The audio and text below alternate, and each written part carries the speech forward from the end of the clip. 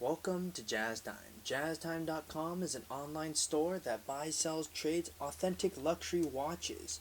We make these videos so our customers can easily choose the best watch for themselves in the comfort of their own home. If you would like to know the price, simply click on the link in the description below. If you enjoy our videos, we'd greatly appreciate it if you would buy a watch at JazzTime.com. Today, I'm going to be reviewing the Hublot Classic Fusion green dial reference 511.NX.8970.LR 45mm. I'm going to talk to you guys about the case, the bezel, the dial, the strap. So let's dive right in. But before we start, we need to cut this factory sealed Hublot so that we can take a look at it. So here we go, live on YouTube. This would be the first time it's cut from Switzerland, actually. So this would be Switzerland air, I suppose, right? Ooh, smells very Swissy. Alright. And it comes, let's take off this little bezel protector, or case protector.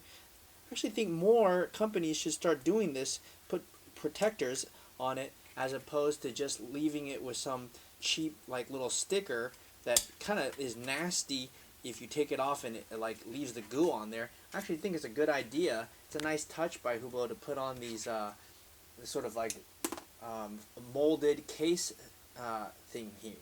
Alright, anyways, okay, so this watch is 45mm from my thumb to my index finger, okay, and guess what kind of material it is? Well, judging, it's kind of hard to see the exact color, but it's titanium, which has a slightly darker look to it than steel does. It gives it a little bit of a darker look. I'm not sure if you can tell that, but if you are familiar with steel versus titanium, anyways, this one's titanium, which is also a little bit harder to mold, and it's also stronger. Okay, so enough about the case. The case is 45mm, as I said, and since this is the Classic Fusion line, it also has something I really like, which is a very thin case. Now, from my thumb to my index finger, it's also very thin. It doesn't say exactly how thin it is, but gauging from, like, if I had to compare this, it's about the same size thinness as a Datejust, which is leaves it around probably 12mm, is my guess. But at any rate, it feels very thin, and it's definitely a lot thinner than their other collection of watches. Okay, and since we're talking about the case here, I'll bring your attention to a few cool things, what I've noticed about it. Now, if you notice right here, it has a high polish, right where my thumb is, and then it transitions right here where my thumb is as well to a satin finish. Now, if you look really closely, the grains are all going in the same direction, and then they have these H-shaped screws that go in right there. It looks like this one right here could possibly go into this back little screw right here to kind of hold the bracelet in place. I suppose if you wanted to take it out, you'd have to go in from the back right here. But okay, anyways, definitely the H-shaped screws on the bezel right there, you see they're H-shaped for Hublot, by the way, and they're high polish. They go in on the other side, and like, you might wonder, well, how do you turn an H-shaped screw? Well, in fact, you don't. What you do is you sandwich the bezel. There's the rubber gasket right there, that black part, the case, and then the case back. You put the H-shaped screw as a holder, and then you screw in the screw from right here. So this is the part that turns. So if you had to open it, you'd actually take out this screw right here, which is like a normal screw.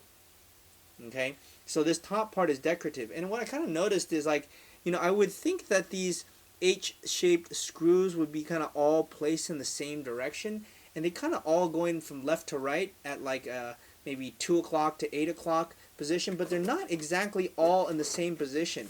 I'm not sure if they meant to do that or what, or because I noticed this one is a little bit not the same angle as this top one right here. You guys notice that as well? Okay, well, anyways, enough about that. I mean, what else is really cool about this bezel, if you look carefully, is that they did a really nice job on the polish. It almost looks black from here, but that's because of the reflection of the light. This part right here that goes around the bezel on the edge is slanted, and it has a high polish, whereas on the actual bezel itself, it's using satin finish, and the grains are going straight down. It's actually a very beautiful finish if you look at it carefully. Okay, And what else I like about this? Okay, well, now we've talked about the dial, the bezel, the case, all right? And now let's talk about this buckle, or this strap here. Now, what I like about this strap, I think this is a really interesting strap, and I talked about it in my other review, okay, is that the strap is a black rubber and green alligator leather strap.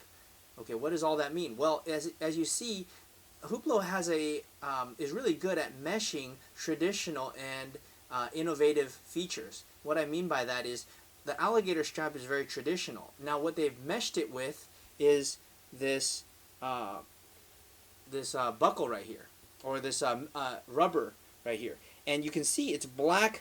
You know, I kind of wish that they had kept the same continuity, gotta be honest though, on this, because on the blue one they actually had a blue underside. I don't know why they wouldn't have a blue underside on this, or a green underside on this one. They would change it to a black underside, whereas the top would be green. That's kind of a zonk, I gotta say. I'm a little bit surprised, but nevertheless, I do like the fact that they keep the bottom side rubber. And why would you want to keep the bottom side rubber? Well, because rubber doesn't get dirty as fast and stink, whereas leather does. But rubber doesn't look as nice, so therefore using a alligator strap on the top gives it much more classic look. I really like that about them. I just wish they would have kept the same color continuity going all throughout. So here's the back side. It's in black, as you can see. Okay, so that's that part. Now let's take a look at this clasp here. I can't say that. Yeah, the clasp is actually pretty nice too. I didn't put it together because this is a new watch, so it has a cover on it. Let's see if I can take that cover off. Not the easiest to take off here. Okay, well anyways, I'm just gonna leave it on. Anyhow, here's the buckle. Here's how it goes. You actually take this side right here, you slide it through, put it into one of these holes, and then click it shut, just like I've done right there. And it's actually kind of cool. I like how they put two buckles here that actually hold it to make sure that it doesn't go anywhere, and then you simply close the top. And if you want to open it, you simply press the side buttons on the left and right, and that opens the strap, which I think it's a pretty cool touch. Okay, actually, why don't we go ahead and do that? Why not? I mean, this is a review of the watch, so let me push this in. Now you pushed it in for two pieces, and then you close the top simply like that. Okay, now let's talk about the movement here. Now I really admire Hublot for actually showing their movement. Now why do I say that? Well, the movement is a HUB1112 self-winding movement with a power reserve of 42 hours. Now I can't say the movement looks super amazing, but it does look pretty good. I mean, it's not like AP good, but then again, this watch is retailing for right around $7,700, at least as of 2020. And for that price, you're getting an exhibition case back where you can actually see the movement. And if you look at the movement, you know, it looks pretty good. I can't say it looks amazing, but it does look pretty cool. And you know what? For most people, 99% of the people looking at this movement, they're going to think, wow, cool, I get to see the movement. They don't really know what they're looking at exactly, other than it says Hublot, which is actually pretty cool. I got to say, I would say they definitely hit it on the head by showing the movement. I think more makers are going to start doing that. It seems like a trend that most watchmakers are following. Okay, it has a very nice Hublot rotor and, you know, some other internals, and you can see it moving, blah, blah, blah. It looks really nice. Okay, anyways, I said I would try this on and give you my thoughts. Now, here are my thoughts.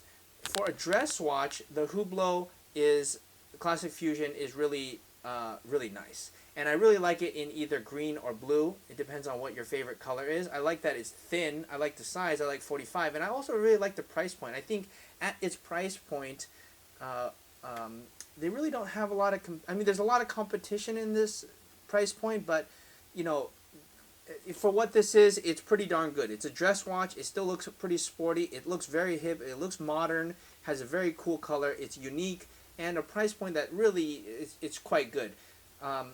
So anyways, I've seen a lot of people do this. They've actually taken this bezel and added diamonds, and we actually do that at jazztime.com, and we've sold it with diamonds. In fact, the person that's buying this watch right here is having us put diamonds on it.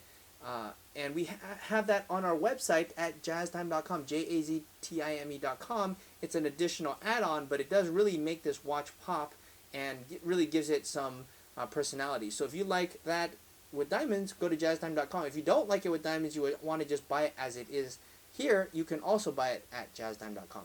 Thanks for watching.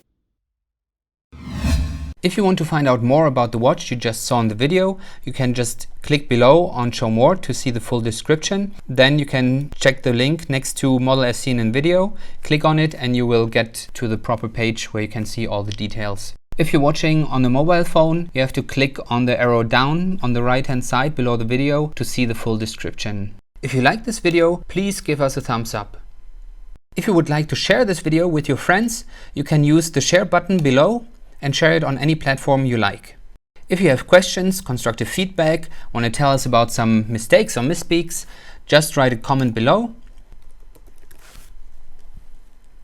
If you want to see more videos like this, you should subscribe to our channel and visit our channel page where you can find all the videos. And if you're interested in a specific watch brand, you can check out our playlists. If you want to check the price for a watch or want to buy one, remember at jazztime.com you always get a steep discount, so you should check the prices with us. If you want to know the price for a specific watch, just go to Google, type in JazzTime, plus the brand, model and the details you're interested in, and Google will find the right page for you. Thank you for watching.